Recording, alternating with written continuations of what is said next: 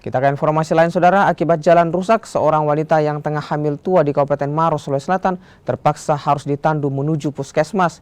Jauhnya jarak membuat wanita tersebut melahirkan di tengah perjalanan.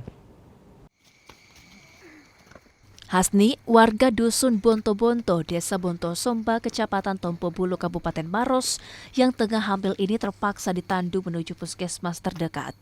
Warga bergotong royong membawa Hasni lantaran akses jalan yang buruk. Hampir 4 km warga memandu wanita hamil tersebut. Mereka mencoba menuju lokasi di mana kendaraan bisa menjemput ibu tersebut. Namun karena terlanjur kontraksi, Hasni terpaksa melahirkan di tengah perjalanan, tepatnya di teras rumah warga.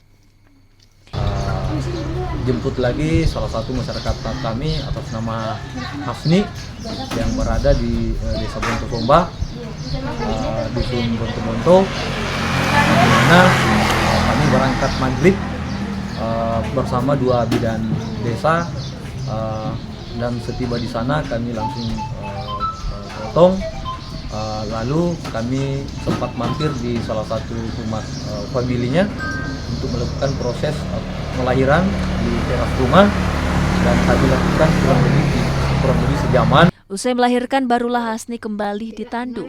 Butuh hampir 25 km menuju puskesmas terdekat dari dusun Bonto-Bonto, Desa Bonto Somba. Kami lakukan dengan berjalan kaki untuk masyarakat 2 meter sampai di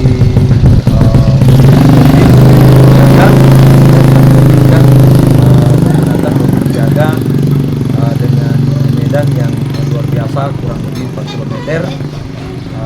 Dan alhamdulillah kami lanjutkan begitu dapat jalan jor, kami lanjutkan ke puskesmas kurang lebih 25 km, dan alhamdulillah sampai di puskesmas kurang lebih jam 11 malam, dan langsung dilakukan evakuasi, dan malam itu juga kita langsung lakukan pemotongan tali pusar. Kondisi seperti ini kerap kali dialami warga, terutama di wilayah pelosok Kabupaten Maros. Mereka tinggal di wilayah pegunungan dan akses jalan yang sulit. Aziz Hamid, Kompas TV Maros, Sulawesi Selatan. Kader